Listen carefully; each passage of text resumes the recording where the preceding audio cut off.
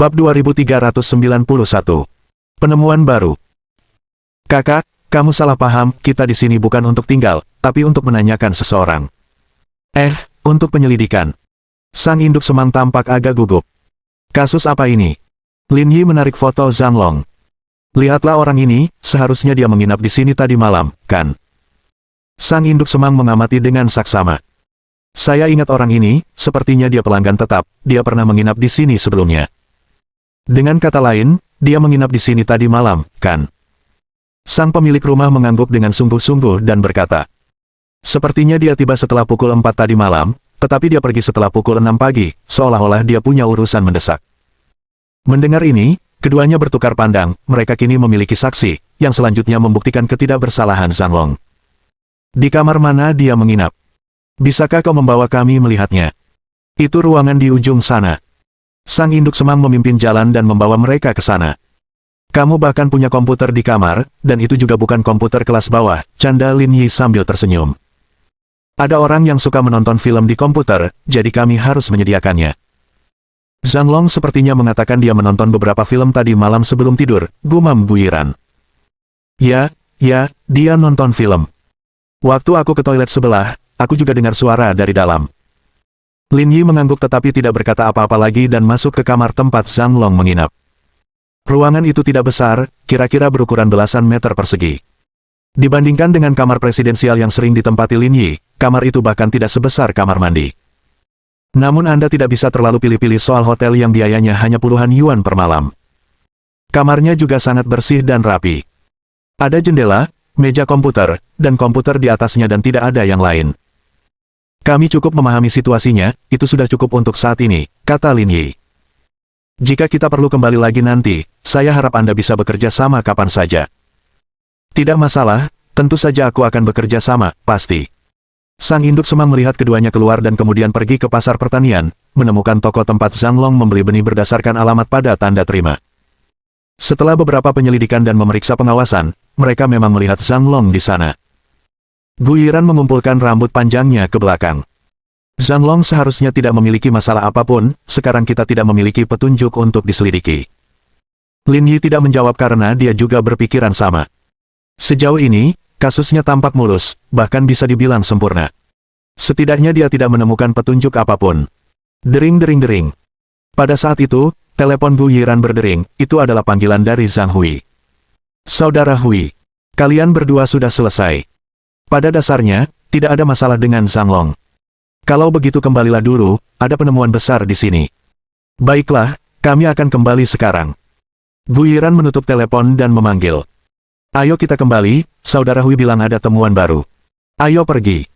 Keduanya kembali ke kantor polisi tempat Zhang Hui dan Zhu Junqi sedang sibuk bekerja di depan komputer di depan mereka. Saudara Hui, apa yang ditemukan?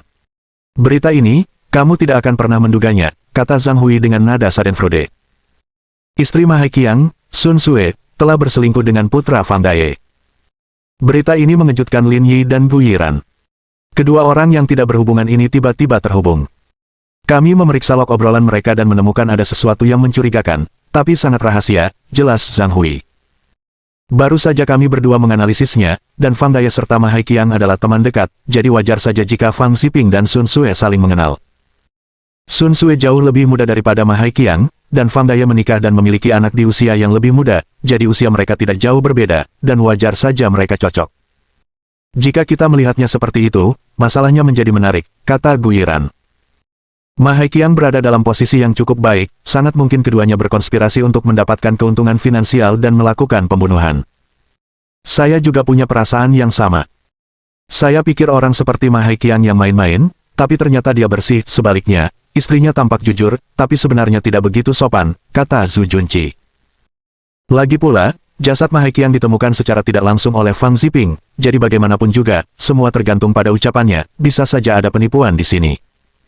Meskipun Fang Ziping sangat mencurigakan, ada banyak poin yang dipertanyakan, lanjut Zhang Hui. Coba pikirkan, kalau Fang Ziping memang mau membunuh demi uang, kenapa harus mengubur mayatnya? Kenapa harus menelepon polisi? Itu sama sekali tidak perlu.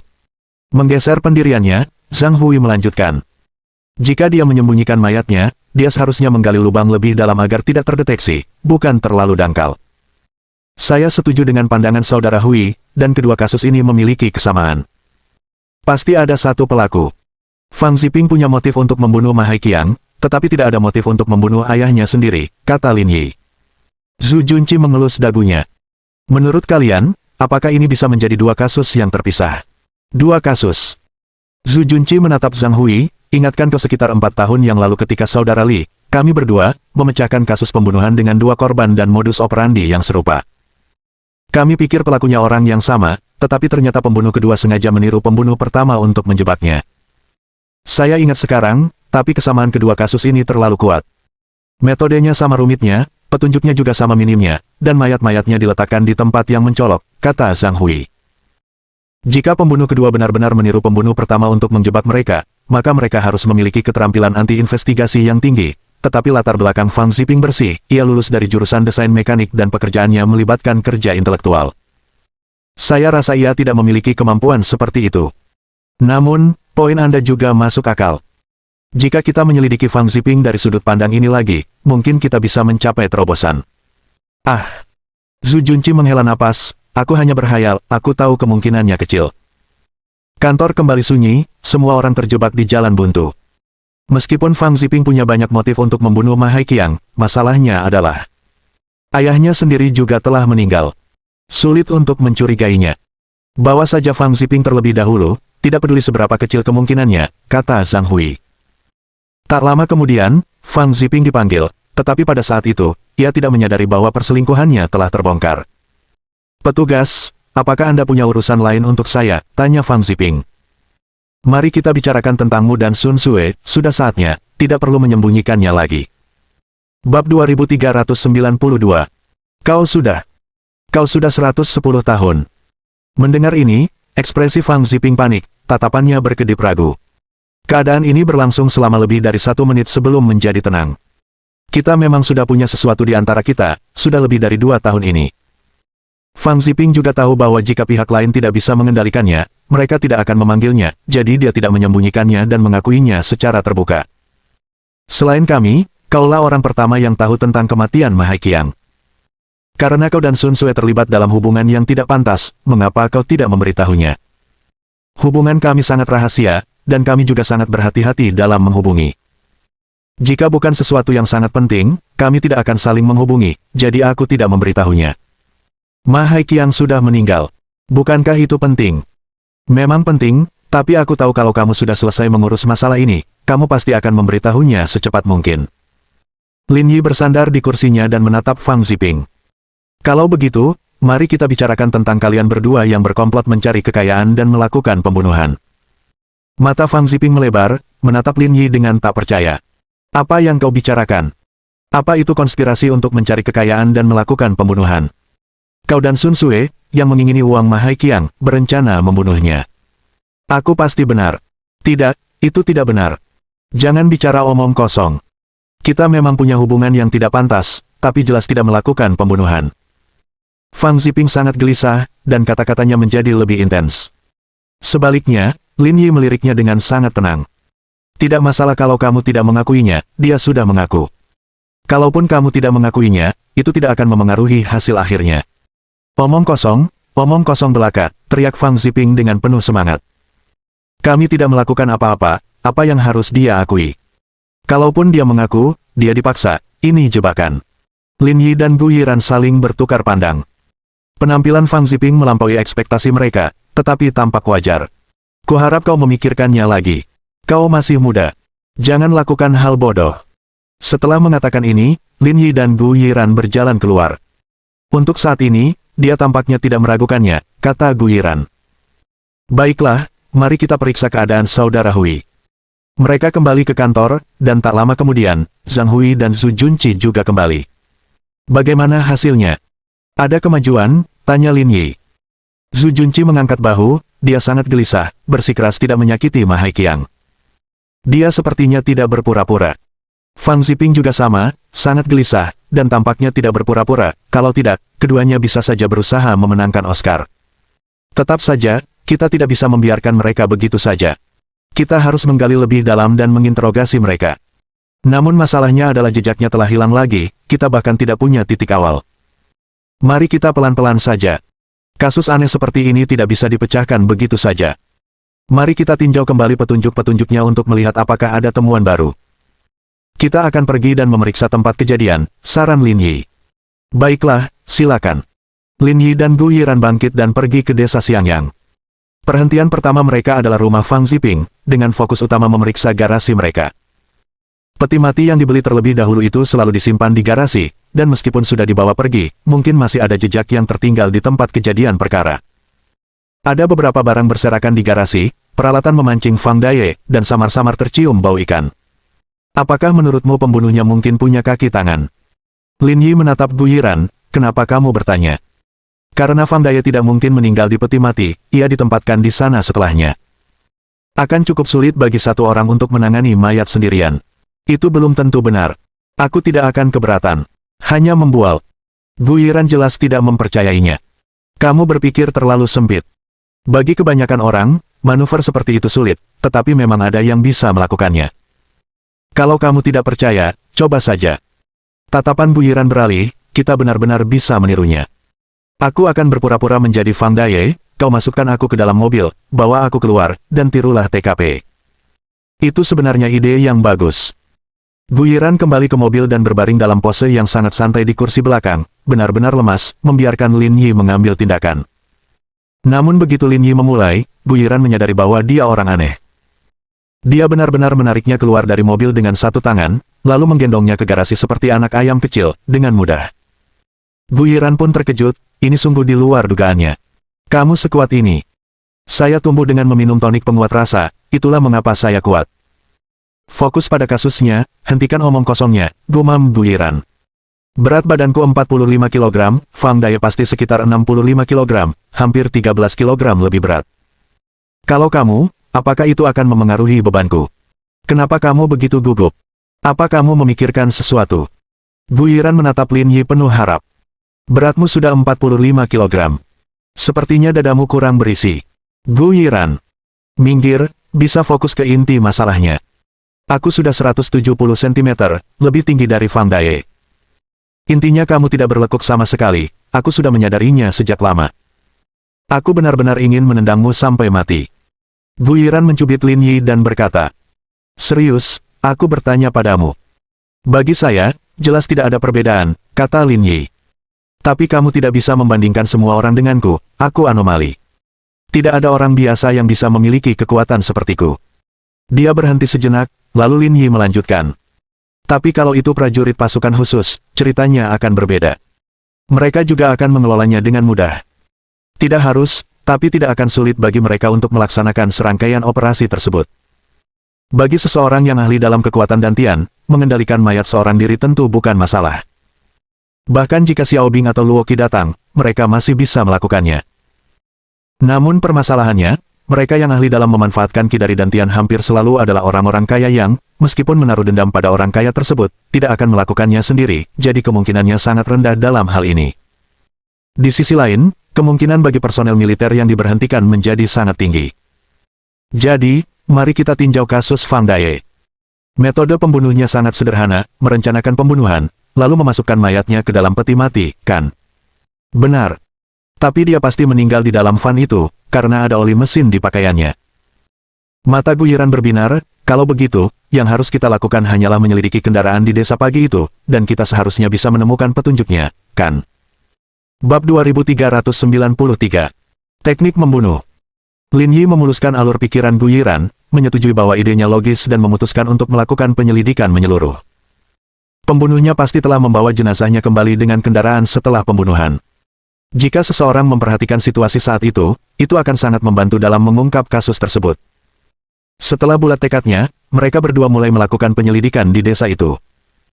Namun, setelah sehari berlalu, tanggapan penduduk desa semuanya konsisten, tidak seorang pun melihat kendaraan apapun terparkir di depan garasi keluarga Fang pada pagi hari kejadian. Pasangan itu kembali ke garasi dengan ekspresi muram dan keraguan berat yang menyelimuti pikiran mereka. Mungkinkah mayatnya tidak diangkut ke sini dengan mobil? Kalaupun bukan mobil, pasti ada alat transportasi lain. Tapi itu pasti lebih mencolok, jadi. Ya Tuhan! Mendengar teriakan Lin Yi, Gu Yiran tanpa sadar menutupi dadanya. Hal aneh apa yang sedang kamu pikirkan sekarang? Lin Yi meliriknya tanpa berkata-kata. Kalau digabung, dua benda milikmu itu bahkan tidak sebesar milik pacarku. Jangan halangi aku, kau belum memenuhi standarku. Pergilah, aku tidak akan membiarkanmu melihat. Aku tidak mau melihatnya.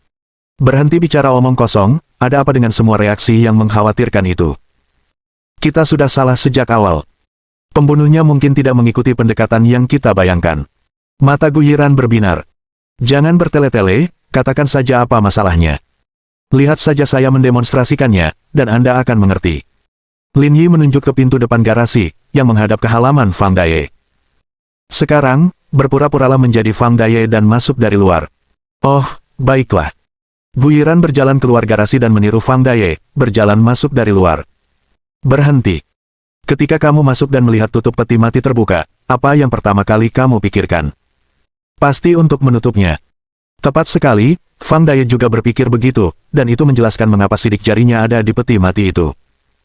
Lin Yi berdiri di belakang Gu Yiran lalu menutup hidung dan mulutnya. Mata Gu Yiran berkilat penuh kesadaran, matanya yang indah melebar, aku mengerti maksudmu sekarang. Lin Yi melepaskan tangannya, dan Gu Yiran menenangkan dirinya, tatapannya dengan hikmat berbagi. Saat itu, Fang Daye hendak pergi berbelanja, tetapi setelah sampai di sini, ia mendapati tutup peti mati terbuka. Ia mencoba menutupnya kembali, dan pada saat itu, si pembunuh menyerangnya dari belakang, mencekiknya hidup-hidup, lalu memasukkannya ke dalam peti mati. Tepat sekali, kata Lin Yi. Saya sudah melihat laporan otopsi Fang Daye. Selain herniasi diskus lumbal, jantungnya juga tidak terlalu kuat. Dalam kondisi seperti itu, ia bisa saja mati lemas dalam semenit. Kalau saya melakukan ini, membunuhnya, memasukkan jasadnya ke dalam peti mati, lalu menutupnya kembali, 2 menit sudah cukup. Untuk individu lain yang lebih kuat secara fisik, sekitar 5 menit sudah cukup. Ini meningkatkan tingkat keberhasilan secara signifikan dan menghemat banyak tenaga. Gu Yiran berpikir sejenak, lalu melanjutkan. Pada hari kejadian, ketika kami datang untuk menyelidiki, kami menemukan bekas gesekan dari lokasi peti mati ke pintu garasi. Saya menduga si pembunuh, karena takut ketahuan, menyeret Fang Daye ke pintu dan menguncinya dari dalam. Dengan begitu, garasi berubah menjadi ruangan tertutup. Bahkan jika seseorang datang tiba-tiba, mereka tidak akan tahu apa yang terjadi di dalam, memberinya cukup waktu untuk melarikan diri. Cerdas. Lin Yi berkomentar. Alasan kami tidak mempertimbangkan hal ini kemungkinan besar karena kami disesatkan oleh si pembunuh. Setelah membunuh Fang Daye, dia sendiri yang pergi. Meskipun seseorang melihat mobil Fang Daye bergerak, mereka mungkin tidak melihat dengan jelas siapa yang mengemudi dan langsung berasumsi bahwa Fang Daye yang pergi. Jadi kita semua tersesat. Lin Yi mengangguk, taktik pembunuhnya sangat cerdik, kita semua tertipu oleh bom asapnya. Gu Yiran menggigil, orang ini benar-benar pintar, menakutkan hanya dengan memikirkannya. Lawan yang menarik. Lin Yi melihat arlojinya, kita cukupkan sampai di sini saja untuk hari ini, kita akan memeriksa hutan besok. Tidak apa-apa, visibilitasnya tidak bagus di malam hari, jadi mudah untuk melewatkan sesuatu. Setelah memutuskan, mereka berdua kembali. Namun, Lin Yi tidak pulang melainkan pergi ke tempat Mili. Karena kehamilannya, Sui telah mengirim 2 pembantu untuk mengurus sepenuhnya kebutuhan sehari-hari Mili, yang berat badannya bertambah beberapa pon karena kehamilan. Kenapa kamu di sini?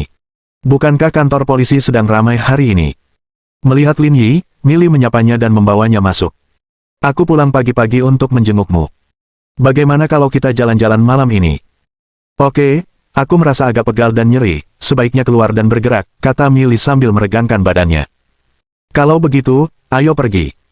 Mili berdandan, menyapa para pelayan, dan pergi bersama Lin Yi.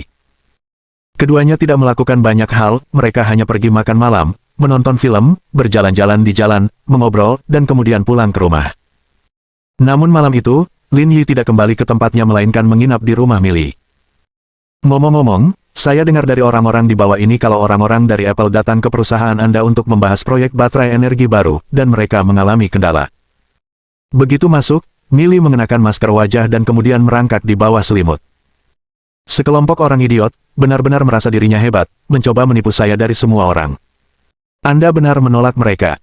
Sekitar setengah bulan lagi, dokumen percontohan akan diterbitkan. Proyek mereka tidak ada bandingnya. Kau benar sekali, kata Lin Yi. Luangkan waktu untuk mampir ke tempat saya. Sistem operasi seluler, chip, dan baterai energi baru, ketiga sektor ini semuanya mengikuti jalur manufaktur kelas atas. Memegang ini dapat mencegah orang lain mengeksploitasi masalah kehamilan Anda. Tiba-tiba, Millie mencium wajah Lin Yi. Aku tahu kamu sudah mengatur semua ini sebelumnya. Dengarkanlah, jika aku tidak melakukan segalanya dengan benar untuk ibu dari anakku, aku akan gagal sebagai seorang ayah.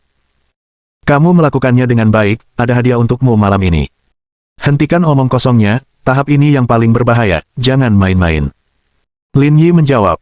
Jika terjadi kesalahan, dampaknya terhadap kesehatan Anda tidak dapat diubah. Terkadang kamu sepintar monyet dan terkadang lebih bodoh dari babi. Millie memutar matanya ke arah Lin Yi. Kau pikir aku mau berjudi dengan hal seperti ini? Kalaupun mau, aku akan menahan diri. Hadiah apa yang kamu bicarakan tadi? Aku masih punya mulut, kan? Biar aku yang menghilangkan rasa lelahmu. Sial. Itu rencana.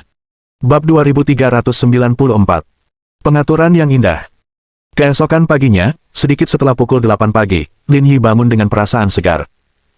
Setelah sarapan, dia mengantar Millie ke tempat kerjanya, lalu pergi ke kantor polisi dan mendapati semua orang sudah ada di sana. Cepat, kami sudah menunggumu. Melihat Lin Yi, Zhu Junqi memberi isyarat agar dia datang. Bagaimana situasinya? Ada urusan mendesak. Gu Yiran bilang kamu sudah tahu bagaimana pembunuhnya membunuh Fang Daye kemarin. Ayo ceritakan semuanya pada kami. Lin Yi melirik Gu Yiran. Bukankah dia sudah memberitahumu? Itu adalah penemuanmu, tentu saja, kamu seharusnya yang berbicara. Lin Yi mengerti maksud Gu Yiran, dia sudah memikirkan ini cukup matang. Selama setengah jam berikutnya, Lin Yi sekali lagi merinci metode pembunuhan si pembunuh. Zhang Hui dan Zhu Junqi mendengarkan dan akhirnya melihat titik terang. Mereka mengurai semua teka-teki dalam pikiran mereka, menegaskan bahwa ini pasti metode pembunuhan yang benar. Kami juga menemukan sesuatu di sini, kami sudah mengambil kesimpulan sebelumnya. Zhang Hui mengklik mouse-nya. TKP pertama mungkin bukan di desa Xiangyang. Lalu di mana? Hal ini membuat Lin Yi terkejut. Ma Haiqian pertama-tama dipukuli hingga mematahkan kakinya, kemudian dicekik hingga meninggal, dan akhirnya dikubur di tanah. Jadi pasti ada tempat kejadian perkara awal. Saat itu, semua orang mengira karena jaraknya yang jauh, tempat kejadian perkara awal mungkin berada di desa Xiangyang, tetapi tanpa diduga, bisa saja ada di tempat lain. Kami meninjau kembali catatan komunikasi antara Ma Haiqian dan Sun Sue. Dia bilang akan kembali ke Zonghai untuk bertemu teman dan akan menginap di rumah malam itu, jadi TKP pertama kemungkinan besar berada di Zonghai, kata Zhang Hui. Mereka bertukar pesan pada pukul 16.51 pada hari terjadinya kejahatan, yang kurang dari 1 jam sebelum Ma Haiqian meninggal. Bisakah kita mencari tahu siapa yang ditemuinya saat itu? Zhang Hui menggelengkan kepalanya, tidak ada rekaman seperti itu di ponselnya. Sepertinya kita perlu menginterogasi Sun Sue. Lin Yi bersandar di kursinya. Kita mungkin bisa mendapatkan sesuatu darinya. Aku baru saja dengar dari Gu Yiran kalau kalian berdua berencana pergi ke desa Xiangyang. Sebaiknya kalian segera ke sana, lihat apakah ada yang bisa kalian temukan. Lin Yi mengangguk, dan mereka berdua berkendara ke hutan di sebelah barat desa Xiangyang lagi. Seperti rumah Fang Daye, area itu ditutup, tidak ada orang luar yang diizinkan masuk. Berdiri di dekat lubang tempat Ma Haiqian dikuburkan, mereka memperhatikan jejak kaki di tanah. Mungkinkah ini jejak rubah? Tanya Gu Yiran. Dia membunuh seseorang dan meninggalkannya, apakah dia tidak takut ketahuan? Perilaku dan pola pikir psikopat tidak dapat dipahami oleh orang normal. Itu benar. Tapi jejak kaki di tanah ini, seharusnya dibuat-buat. Bagaimana kamu mengetahuinya? Mereka terlalu seragam. Lin Yi mendekatkan wajahnya ke tanah, dengan hati-hati memeriksa jejak kaki yang tertinggal di tanah. Entah itu rubah atau hewan seukuran ini, pasti ada bulu di kakinya. Belum lagi bulunya rontok atau tidak, pasti ada jejaknya di tanah. Sambil berbicara, Lin Yi mengambil segumpal kecil lumpur dan menekannya ke punggung tangannya, lalu menunjukkannya kepada Gu Yiran. Dia melihat banyak noda halus di sana, yang ditinggalkan oleh rambut di tangan Lin Yi. Menyadari hal ini, Gu Yiran pun membungkuk dan melihat apa yang dimaksud Lin Yi. Jejak kaki, itu sangat halus, bahkan tampak seperti buatan. Alasanmu tampaknya valid. Itu hanya tipuan belaka, tak perlu mencari tahu lebih jauh. Keduanya kembali ke lubang tempat Ma Haiqian dimakamkan dan setelah penyelidikan menyeluruh, mereka menemukan beberapa daun dan ranting. Kurasa lubang ini sudah digali sebelumnya, lalu ditutup oleh si pembunuh. Setelah Ma Haiqian terbunuh, dia langsung dimasukkan ke dalamnya, kata Gu Yiran. Pertanyaannya, kapan lubang ini digali? Lin Yi menyuarakan keraguannya. Jika digali pada malam sebelumnya, lubang ini harus tetap terbuka selama hampir 20 jam atau lebih, tetapi hutan ini sering dikunjungi oleh pejalan kaki, sehingga mudah ditemukan. Ini juga kekhawatiranku, kata Gu Yiran. Kalau digali 1 atau 2 jam lebih awal, waktu itu masih siang dan masih ada warga desa yang bekerja. Mereka pasti akan menyadarinya. Lagi pula, setelah membunuh seseorang di Zonghai, dia butuh waktu lama untuk kembali ke sini, yang rawan kecelakaan. Sekalipun dia psikopat, dia tidak akan mengambil risiko sebesar itu. Ada hal lain, lanjut Gu Yiran. Tidak ada jejak kendaraan di dekatnya, si pembunuh pasti menggunakan jalan raya lalu mengangkut mayatnya ke sini. Namun, tak jauh dari jalan raya terdapat pabrik pupuk Mahaikiang, yang dikelilingi kamera pengawas. Sepertinya tidak ada yang mencurigakan terdeteksi, tidak ada mobil yang terparkir di sini. Gu Yiran menunjukkan banyak keraguan, dan Lin Yi juga merenung dengan serius, akhirnya berbicara perlahan. Kita mungkin salah menebak tentang tempat lain. Di mana? Riwayat obrolan dengan Sun Sue, mungkin tidak dikirim oleh Mahaikiang. Bukan oleh dia. Dugaan saya, saat itu Mahaikiang mungkin sudah ditangkap, atau mungkin sudah meninggal. Gu Yiran tiba-tiba menyadari implikasinya. Maksudmu, si pembunuh mengambil ponsel Mahaikiang dan menghubungi Sun Sue. Bisa saja, hanya untuk berpura-pura, membuat semua orang mengira Mahaikiang masih hidup, sehingga mempersulit penyelidikan. Fes. Gu Yiran tidak dapat menahan rasa dingin di punggungnya. Pembunuh yang bersembunyi dalam bayang-bayang bukanlah orang biasa sama sekali. Jadi, TKP pertama mungkin juga di desa Xiangyang, kan? Tepat sekali, Lin Yi menegaskan. Jika kita mengunci TKP pertama di Zonghai, maka kasus ini tidak akan pernah terpecahkan. Tapi kita masih belum bisa mengetahui bagaimana pembunuhnya mengangkut mayatnya. Memang, aku masih belum punya petunjuk tentang itu. Mari kita luangkan waktu, kasus sebesar ini tidak bisa diselesaikan dalam 1 atau 2 hari. Setelah pencarian cermat lainnya, keduanya meninggalkan lokasi pembuangan mayat. Mengikuti jalan setapak melalui ladang, mereka berjalan menuju desa. Warga desa Xiangyang sudah mulai sibuk melakukan pekerjaan penyemaian. Melihat Lin Yi dan Gu Yiran, mereka secara naluriah menghentikan pekerjaan mereka, diam-diam memperhatikan mereka dengan ekspresi yang rumit. Namun ada satu orang yang berbeda. Petugas, kalian sudah tiba. Melihat Lin Yi dan Gu Yiran, Zhang Long menyapa mereka dengan antusias. Apakah kamu sudah mulai menanam benih? Kita harus menunggu beberapa hari lagi, kita perlu membalik tanahnya terlebih dahulu. Lin Yi mengangguk. Kamu lanjutkan saja pekerjaanmu, kita punya urusan lain yang harus diselesaikan. Tunggu, Pak Polisi, ada perkembangan kasus Mahaikiang. Mengapa kamu tertarik dengan hal ini sekarang? Meskipun hubungan kami tidak baik, dia tetap meminta maaf dan memberiku kompensasi. Sekarang dia sudah meninggal, rasanya jadi tidak nyaman. Bab 2395. Kutukan itu menjadi kenyataan. Dia masih dalam penyelidikan, kurasa kita akan segera mendapatkan hasilnya. Ekspresi Zhang Long agak aneh, jangan bilang kalau Prirubah benar-benar melakukan pembunuhan, itu terlalu menyeramkan. Orang-orang sibuk lainnya juga berkumpul di sekitar waktu ini. Semua orang penasaran tentangnya.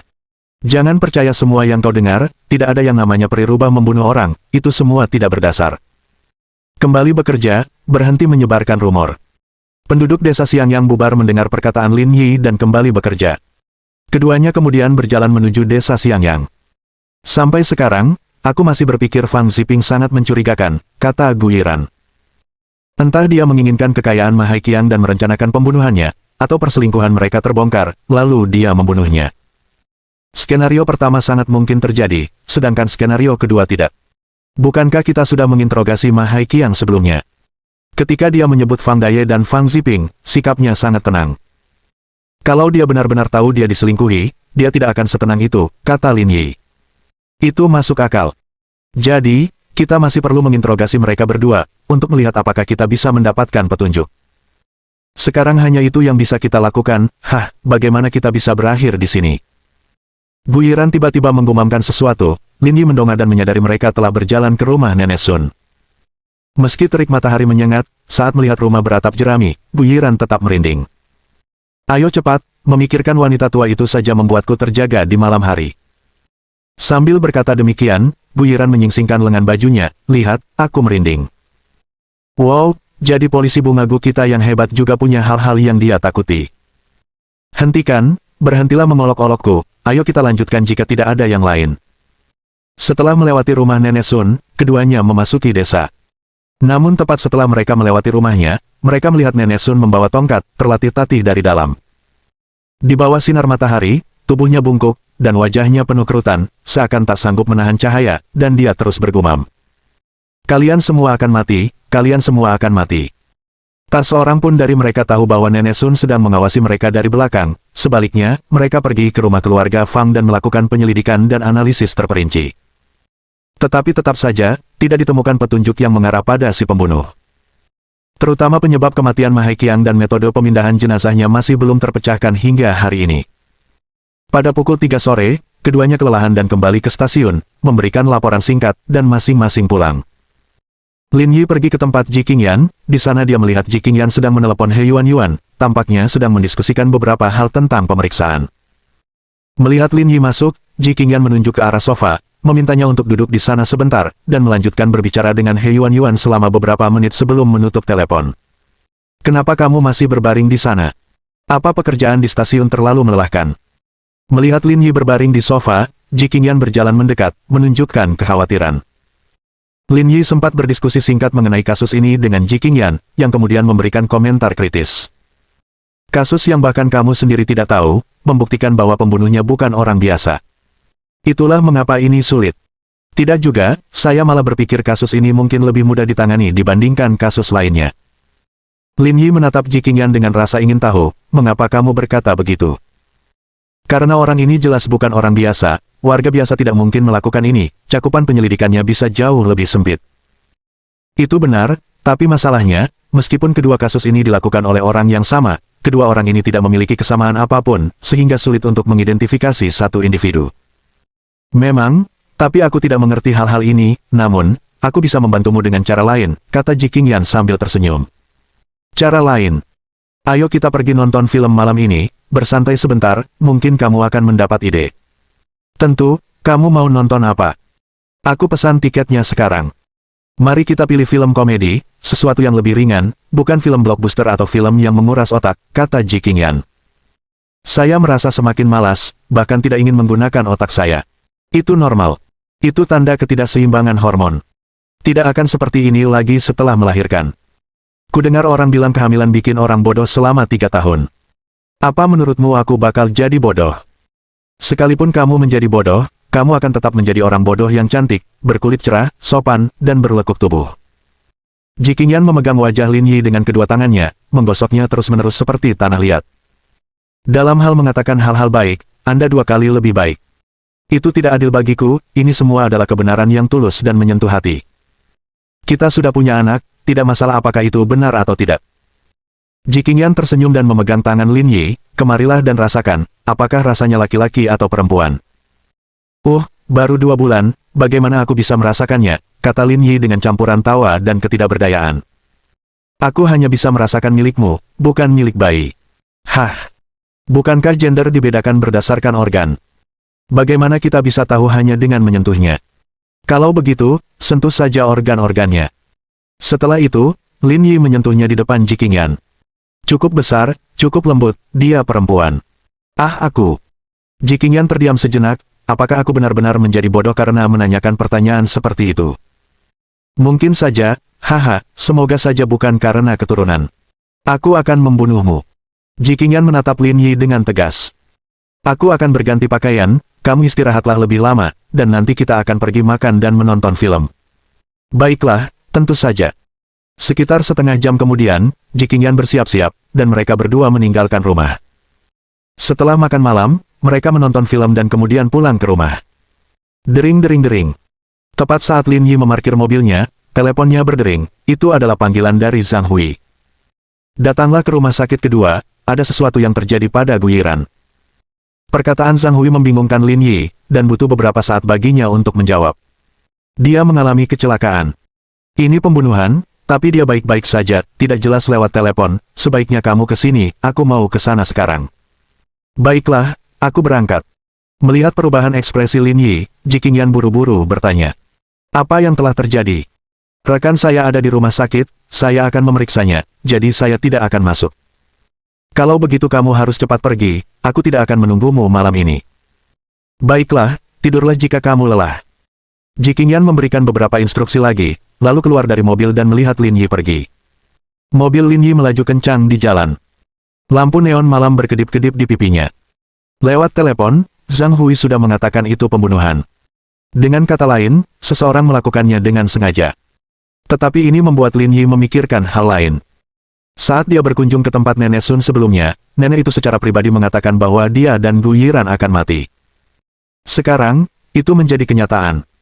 Bab 2396. Fang Daya selamat. Sekitar setengah jam kemudian, Lin Yi dan Zhang Hui hampir tiba di waktu yang bersamaan. Dan Li Xianghui dan Zhu Junqi juga tiba tak lama kemudian. Istri Li Xianghui, Zhang Wenli, bekerja di rumah sakit kedua Zonghai sebagai kepala perawat. Setelah Gu Yiran tiba di rumah sakit, dia segera menelepon Li Xianghui dan memberitahunya tentang situasi tersebut. Istri kakak, bagaimana keadaannya? Apakah serius? Tanya Zhang Hui. Patah tulang kaki bagian bawah, banyak lecet di badan, tapi tidak ada cedera yang mengancam jiwa, tidak ada komplikasi yang diharapkan di kemudian hari, dokter sedang menanganinya, sebentar lagi akan membaik, jangan khawatir. Mendengar berita ini, semua orang menghela napas lega. Patah tulang bukanlah masalah besar, hampir sama umumnya dengan radang usus buntu. Tetapi informasi yang disembunyikan memicu keresahan. Ada dua orang Samaria yang baik hati yang membawa Yiran ke sini, kamu bisa bertanya lebih lanjut kepada mereka. Keempatnya menoleh ke arah bangku di dekatnya, tempat dua pria parubaya sedang duduk. Ketika melihat Lin Yi dan yang lainnya sedang memperhatikan, mereka langsung berdiri, tampak agak gelisah. Zhu Junqi menunjukkan lencananya. Halo, kami dari tim kepolisian kriminal cabang Xinsan. Orang yang Anda bawa ke rumah sakit adalah rekan kami. Terima kasih atas bantuan Anda. Saya akan mengajukan bonus untuk Anda saat kami kembali. Tidak, kami tidak berbuat banyak, karena kami melihatnya terjadi, kami harus membantu. Pria parubaya yang berbicara itu berusia 40-an, dengan rambut pendek dan kerutan dalam di sudut matanya. Namanya Yao Bo, seorang sopir taksi. Pria lainnya, yang usianya hampir sama, bernama Tian Jianming, seorang manajer perusahaan properti, yang tinggal di komunitas yang sama dengan Gu Yiran. Bisakah kalian berdua menceritakan apa yang terjadi saat itu? Keduanya saling memandang, dan Tian Jianming berkata, menantu perempuan saya ingin buah, saya pergi membelikannya. Ketika saya kembali, saya melihat sebuah van menabrak rekan kerja Anda, tetapi dia bereaksi cepat dan menghindar.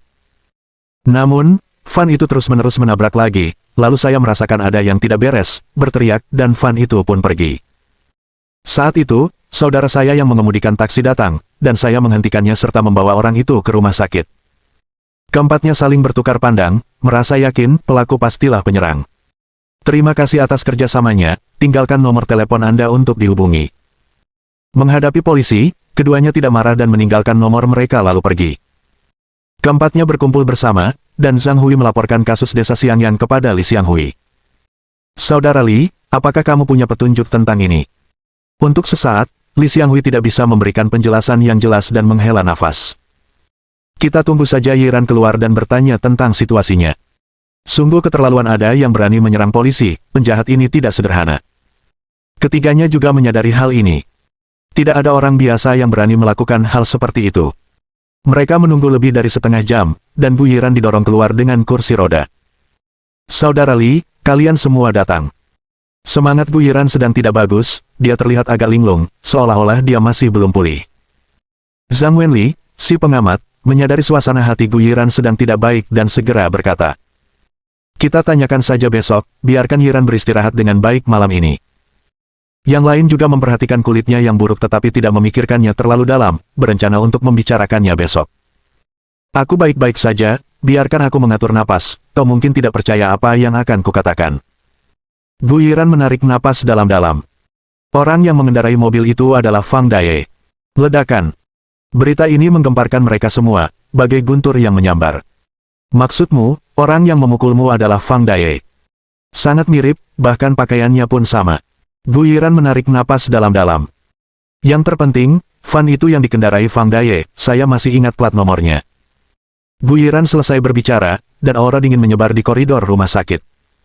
Bahkan Lin Yi merasa sedikit ketakutan. Fang Daye, yang sudah meninggal, mengendarai mobil vannya untuk menyerang Gu Yiran. Ini benar-benar tak terbayangkan. Jenazahnya sudah diperiksa. Orang yang meninggal di dalam peti mati itu Fang Daye. Tidak ada kesalahan. Jadi, pengemudinya pasti penipu, kata Lin Yi.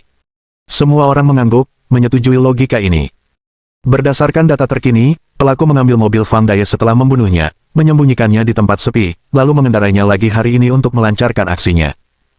Pasti begitu, tidak diragukan lagi. Zhang Hui berkata. Kendaraan itu muncul di kota, membuat penyelidikan kami lebih mudah.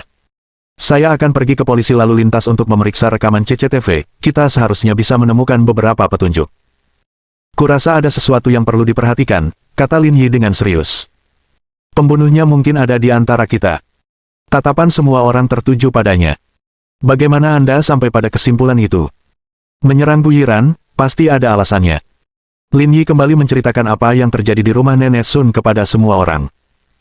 Zhu Junqi berkata dengan penuh pertimbangan. Dari apa yang kau katakan, Nenek Sun itu pasti tersangka, dan target selanjutnya bisa jadi kau. Terlepas dari siapa target selanjutnya, atau apakah ada kecurigaan, si pembunuh pasti tahu tentang kejadian ini, kalau tidak, mustahil dia akan menyerangnya, karena tidak ada hubungan lain di antara mereka. Dari sudut pandangmu, si pembunuh membunuh orang-orang di bawah komando wanita tua itu, kata Zhang Hui. Dan motif pembunuhannya hanyalah rubah yang mati 3 tahun lalu. Dari sudut pandang orang normal, pola perilaku seperti itu sama sekali tidak bisa dipahami, dan tidak perlu menunggu 3 tahun. Namun, dari sudut pandang psikiatris, semuanya mungkin terjadi. Namun, saya tidak yakin dia memiliki penyakit mental. Alasan Bu Yiran mengalami kecelakaan adalah karena kami pergi ke rumahnya, saat itulah dia mengatakan hal-hal itu. Jika dia ada hubungannya dengan si pembunuh, pertemuan kami hanya bisa dianggap sial. Dengan asumsi dia bukan kaki tangan si pembunuh, maka pasti ada hubungan yang tak terelakkan antara keduanya, kalau tidak, si pembunuh tidak akan tahu tentang kutukan Nenek Sun pada kita. Dengan kata lain, si pembunuh membunuh Fang Daye dan Ma Haiqiang karena motif yang tak terungkapkan, dan menyerang Gu Yiran semata-mata karena kutukan wanita tua itu. Dia tidak punya pilihan selain mempertahankan kedok pembunuhan peri rubah. Tapi pada akhirnya, pasti ada hubungan antara si pembunuh dan wanita tua itu, seperti yang Anda katakan, kalau tidak, mereka tidak akan tahu tentang kutukannya pada Anda, kata Zhang Hui. Lin Yi mengangguk, bibirnya melengkung membentuk senyum yang tidak bisa dipahami. Tapi saat beraksi, si pembunuh memainkan trik yang menarik. Bab 2397. Kamu beruntung. Semua orang terdiam. Metode pembunuhan seperti ini tidak pernah terdengar, bahkan oleh seorang polisi berpengalaman seperti Li Xianghui, membuat bulu kuduk merinding. Menurut strategi si pembunuh, kemungkinan besar kaulah target selanjutnya, kata Li Xianghui sambil menatap Lin Yi. Hati-hati dan jangan keluar sendirian di malam hari. Saya tidak khawatir tentang hal itu, saya berharap dia datang lebih cepat. Jangan gegabah. Ini bukan main-main, kata Li Xianghui serius. Mengerti, Saudara Li. Kita akhiri saja hari ini. Semuanya, kembali dan lanjutkan penyelidikan, kata Li Xianghui. Ayo pergi, Saudara Li. Aku akan mengantarmu, kata Zhu Junqi. Rumah mereka tak jauh dari satu sama lain, dan mereka pun akhirnya bertemu.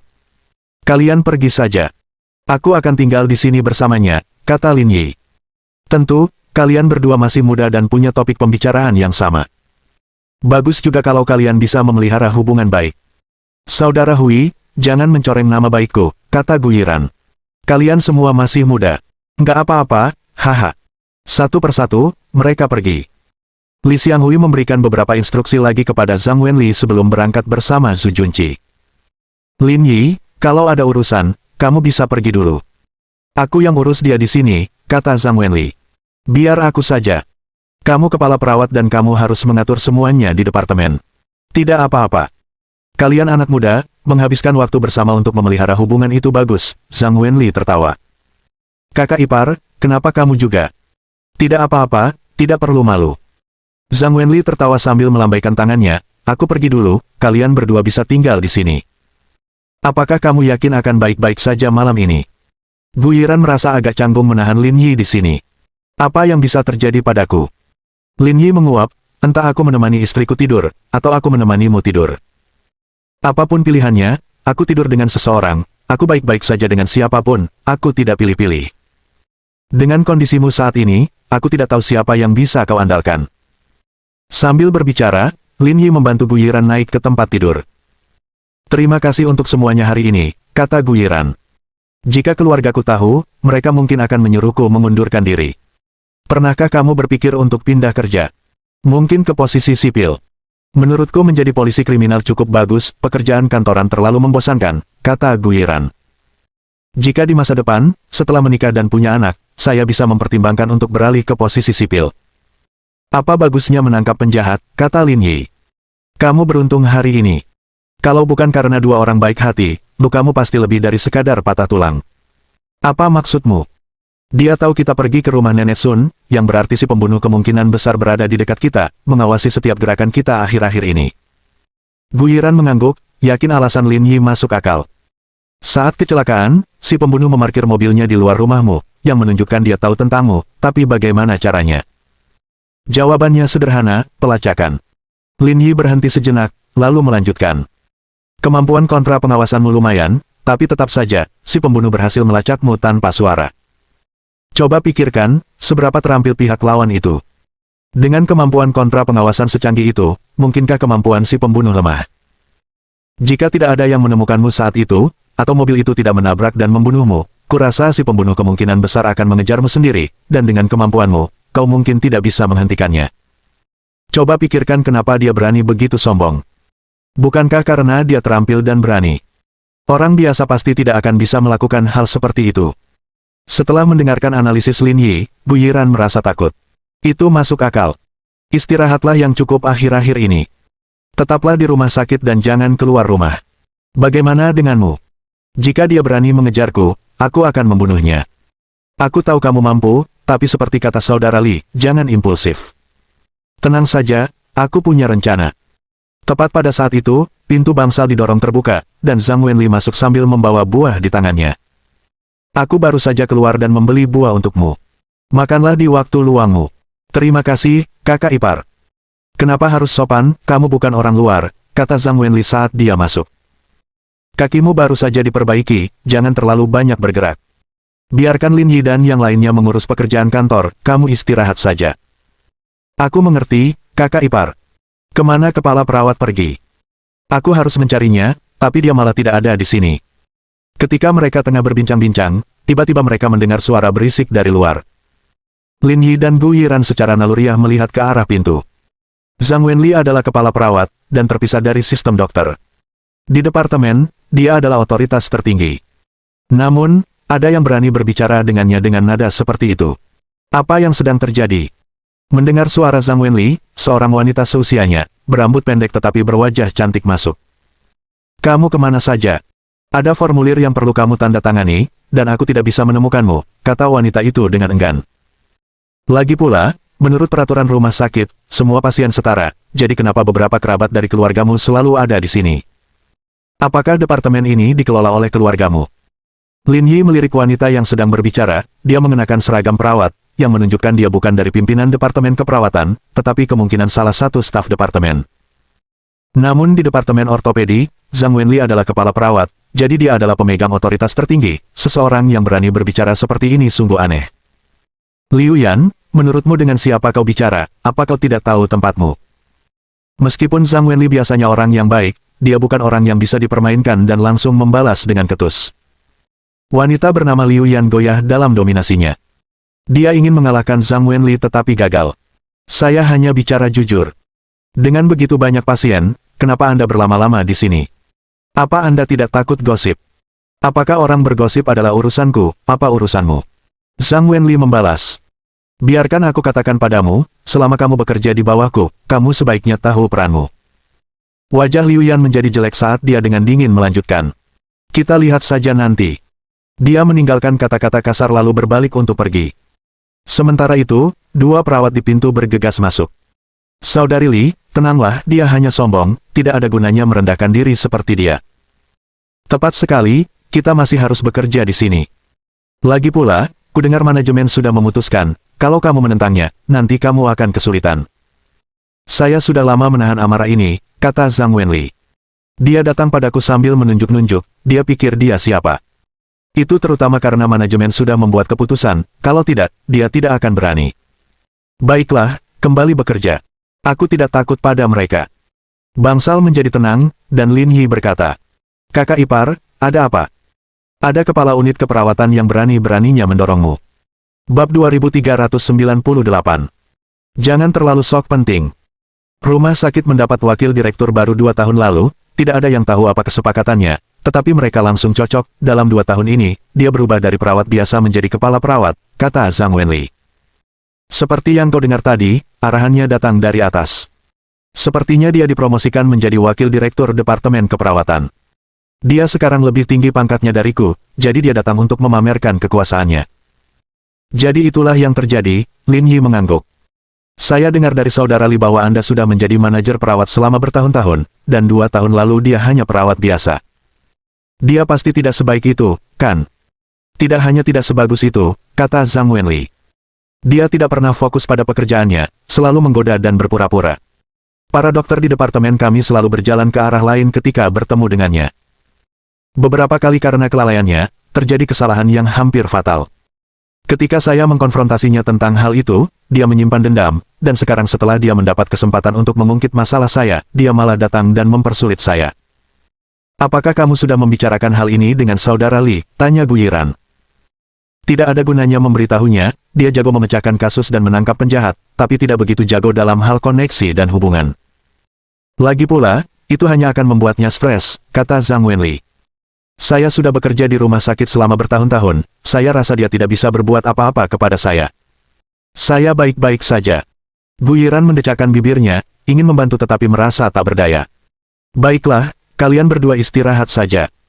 Aku pergi dulu, telepon aku kalau butuh sesuatu. Melihat Zhang Wenli pergi, Gu Yiran merasa sedikit tersentuh. Kakak ipar juga mengalami kesulitan. Kita tidak bisa berbuat apa-apa, hidup memang begitu. Kamu tidak perlu mengkhawatirkannya. Pikirkan kakimu sendiri dulu. Ini cuma patah tulang, bukan masalah besar. Aku bukan gadis lemah, aku bisa mengurus diriku sendiri bahkan tanpamu di sini. Kalau begitu pergilah ke kamar mandi sendiri, aku ingin melihat bagaimana kamu melakukannya. Sialan. Aku benar-benar ingin menendangmu sampai mati. Saat hari mulai larut, mereka berdua berkuda sebentar dan mulai merasa lelah. Lin Yi berbaring di tempat tidur di sebelahnya dan tertidur lelap hingga keesokan paginya ketika Zhang Wenli datang untuk melakukan pemeriksaan bangsal dan juga membawakan sarapan untuk mereka. Bagaimana kabarmu? Semuanya baik-baik saja. Ya, kakak ipar, kamu tidak perlu khawatir tentangku, aku baik-baik saja. Kalau begitu, enak sekali. Makanlah roti dan buburnya selagi panas, kata Zhang Wenli. Yi kecil, kamu bisa pergi dan mengerjakan tugasmu nanti, aku di sini. Baiklah, tentu saja. Setelah dia meletakkan sarapannya, Zhang Wenli pergi. Saat mereka sedang sarapan, mereka menerima panggilan video dari Zhang Hui. Bagaimana kabarnya? Semuanya baik-baik saja. Kak Hui, kapan kamu jadi perhatian begini?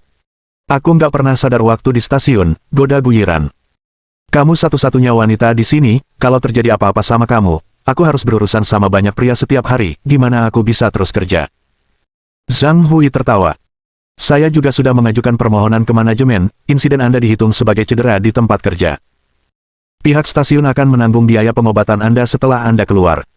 Baiklah, terima kasih, Saudara Hui. Yi kecil, kembalilah setelah makan.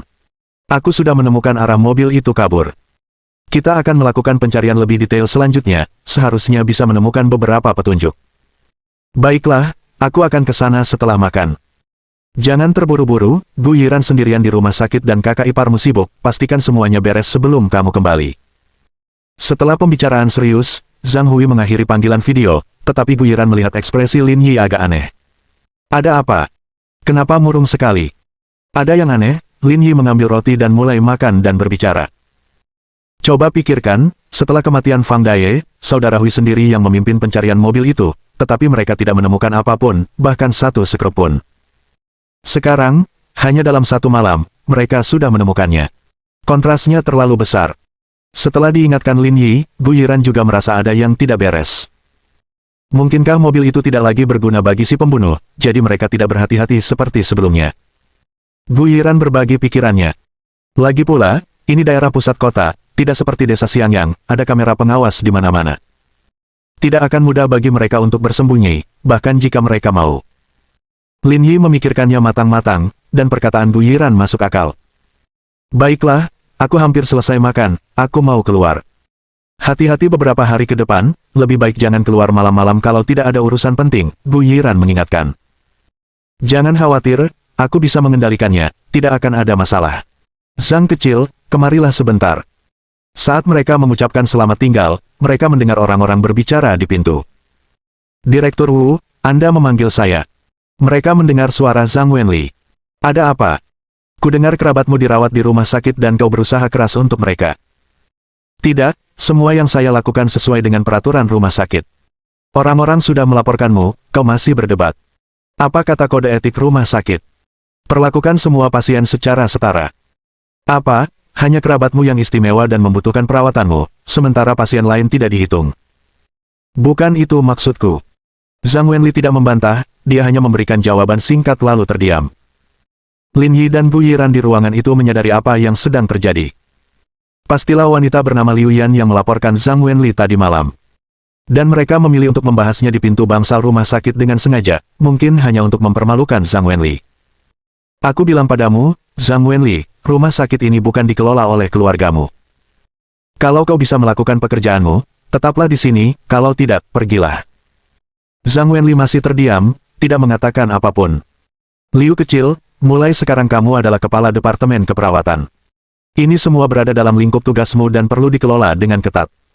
Saya mengerti, saya akan mengatur masalah ini dengan ketat mulai sekarang dan memastikan tidak akan ada insiden seperti itu.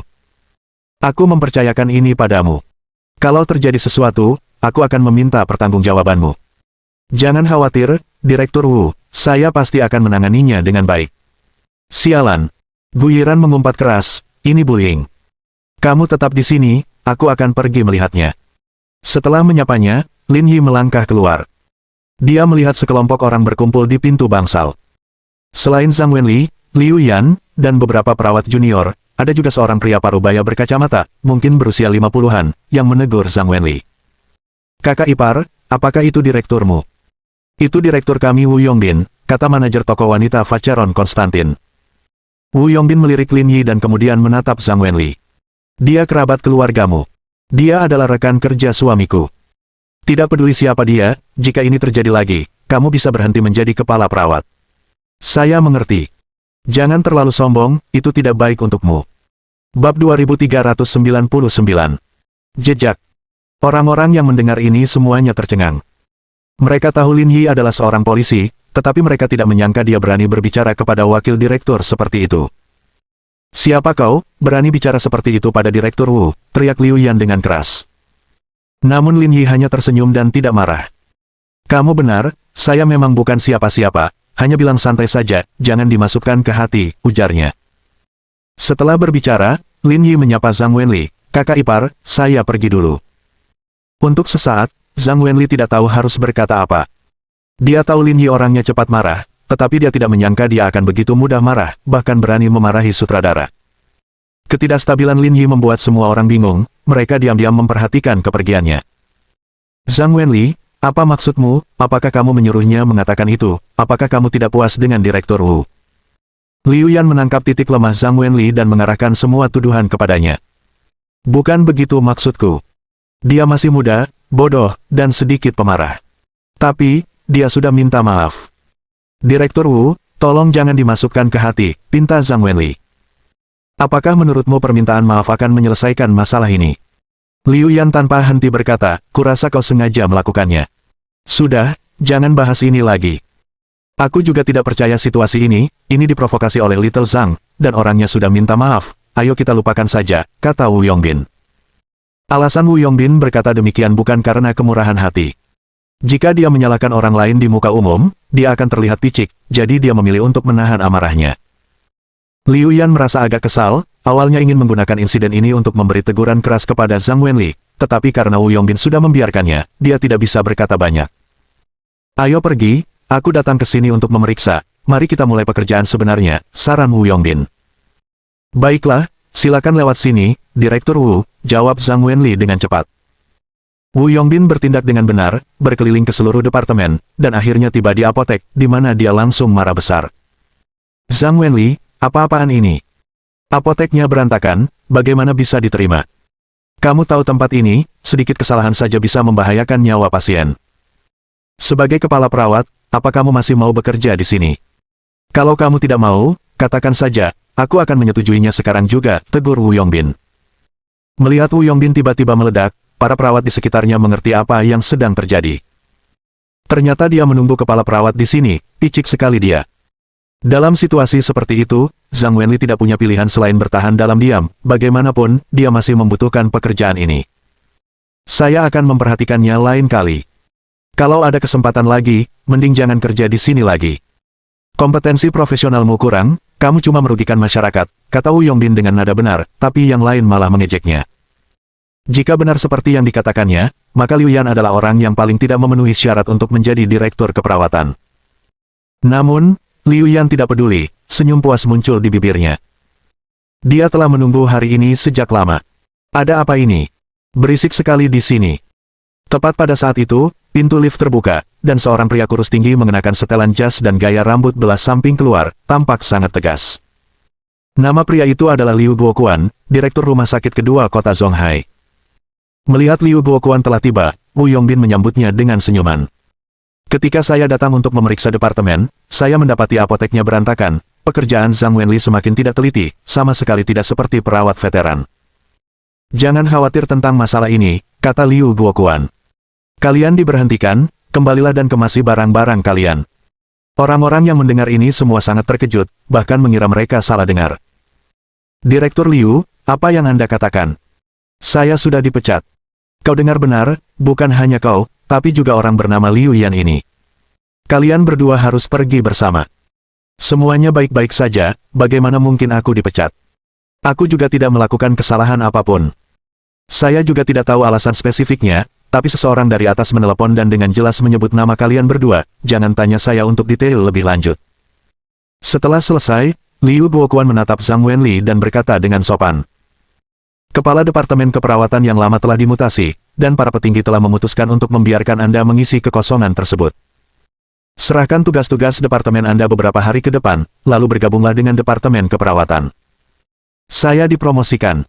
Zhang Wenli tercengang, dia tidak pernah memimpikannya perubahan haluan seperti itu. Dua orang yang tadinya sombong dan menonjol langsung dipecat, dan dia tidak hanya terhindar dari penurunan pangkat tetapi malah dipromosikan menjadi Kepala Departemen Keperawatan. Seluruh situasi ini tampak sangat ajaib.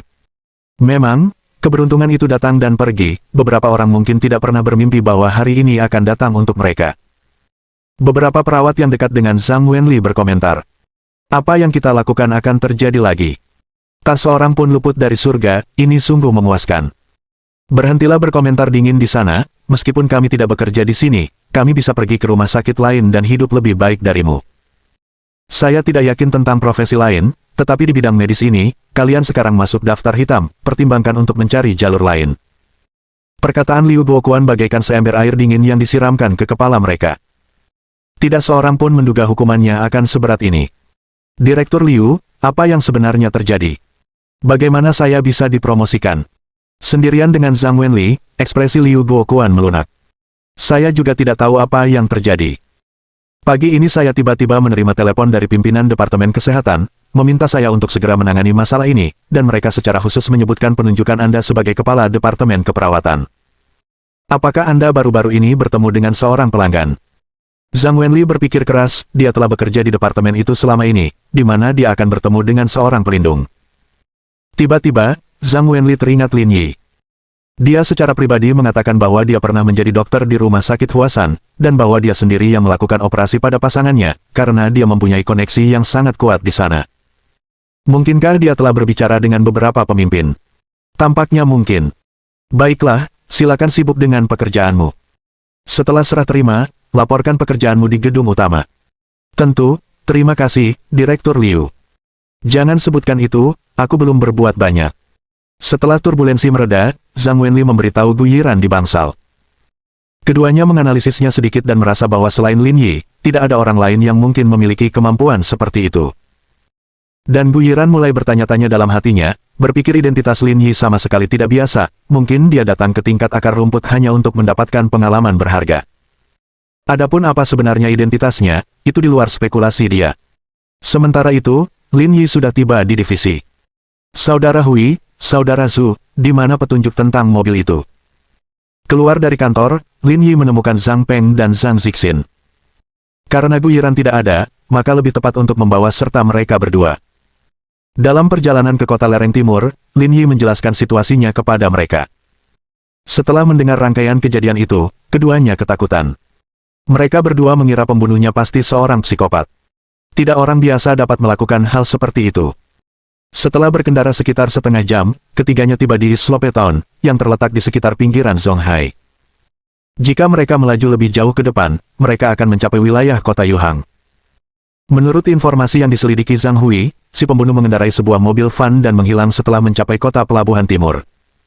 Dan tempat mereka bertiga berada sekarang, tepat di tempat kamera pengintai itu berada. Segmen rekaman terakhir muncul di sini.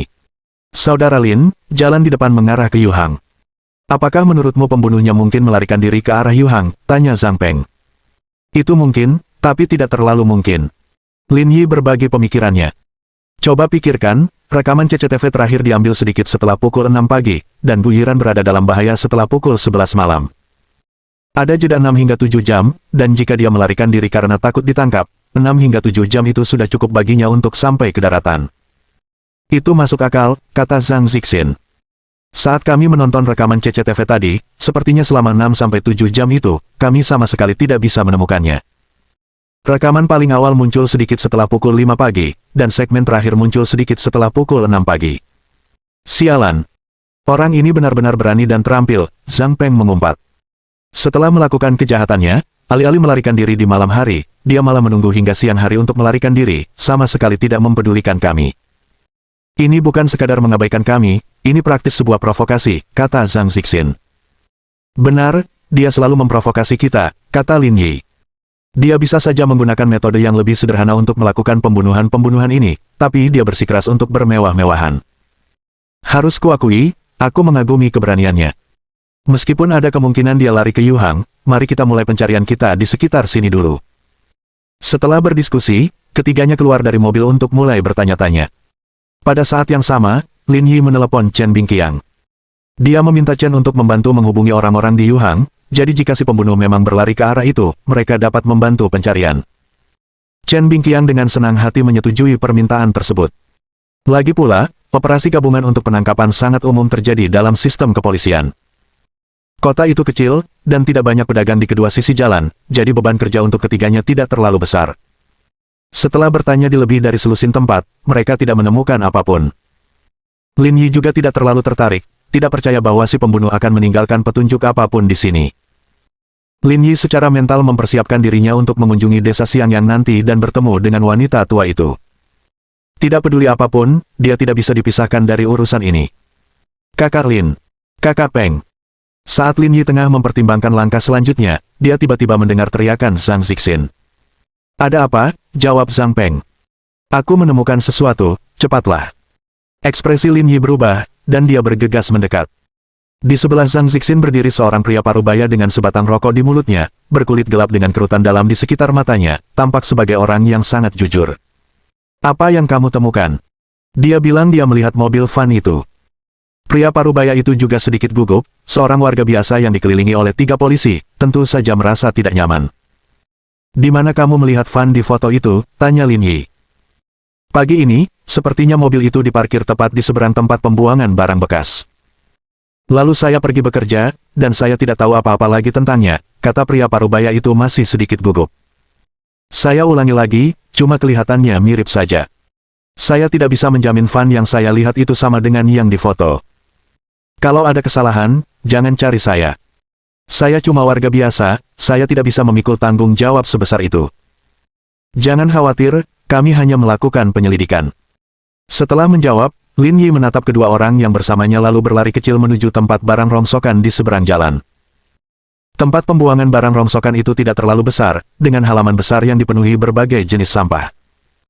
Seorang pria berusia 30-an, juga dengan sebatang rokok tergantung di bibirnya, tengah mengolah barang bekas di sekelilingnya.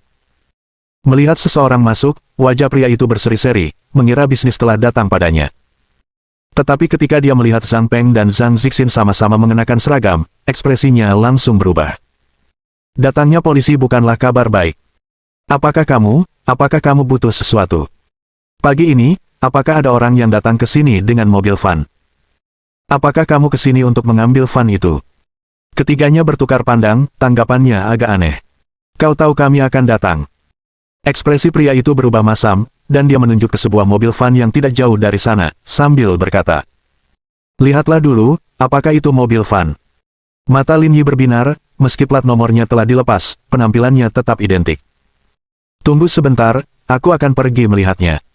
Lin Yi berjalan mengitari mobil van itu, lalu membuka pintunya untuk melihat ke dalam. Rasanya sangat mirip mobil Fang Daye. Karena Fang Ziping telah memberikan beberapa foto mobil keluarganya, dan setelah membandingkannya, kemiripannya sangat tinggi. Ada juga tanda-tanda benturan di bagian depan mobil. Lin Yi menduga hal itu mungkin akibat penyerangan terhadap Guyiran malam sebelumnya. Melihat semua bukti yang ada, kemungkinan besar itu adalah mobil yang sama. Sin Sin, Lin Yi berseru. Saudara Lin, hubungi petugas di kantor polisi dan minta mereka membawa Fang Ziping untuk mengidentifikasi kendaraannya. Setelah identifikasi cepat, Lin Yi mendekati pria yang merokok itu. Siapa namamu? Apakah kamu bos di sini? Nama saya Li Xin, saya juga bosnya. Ceritakan padaku tentang mobil van ini. Sekitar pukul 6, hampir pukul 7 pagi, seseorang datang membawa mobil van dan mengatakan ingin menjualnya, jadi saya mengambilnya. Lin Yi merasa ada yang tidak beres, menatap Li Xin, dan berkata, bagaimana kamu tahu kita di sini untuk van ini? Utamanya karena vannya lumayan bagus, jarak tempuhnya belum jauh. Biasanya, kalaupun ada yang jual mobil, mereka tidak akan datang ke sini. Seharusnya mereka menjualnya ke dealer mobil bekas, jadi saya menduga ini pasti mobil pasar gelap yang bermasalah atau mobil bekas kecelakaan yang rusak karena air dan tidak ada yang mau, kata Li Xin. Lagi pula, Anda lihat bagian depannya, ada penyok besar, sepertinya bekas kecelakaan. Apakah kamu tidak takut itu mobil curian? Tentu saja aku takut, kata Li Xin. Jadi, saya pikir saya akan mengambil risiko, ditawari harga yang sangat rendah. Jika mereka ingin menjual, saya akan menerimanya, jika tidak, ya sudahlah. Berapa harga yang kamu tawarkan? Li Xin mengangkat 3 jari, 3.000, bahkan jika aku menjualnya sebagai barang bekas, aku tidak akan rugi. Mohon dukungan dari omom ante-ante sekalian, buat subscribe atau sharekan novel Mimin ke Facebook kalian, agar channel Mimin bisa terus berkembang. Dengan begitu, Mimin bisa lebih semangat untuk up novel seru lain ke depannya. Buat teman-teman yang sudah subscribe dan sharekan novel Mimin, Mimin ucapkan terima kasih sebanyak-banyaknya. Sekiranya teman-teman menghadapi masalah video diputar dalam bahasa Inggris, coba tukar kepada bahasa Indonesia original melalui cara ini. Semasa mendengarkan, pencet tombol setting di atas kanan video, pilih audio track dan tukar bahasa.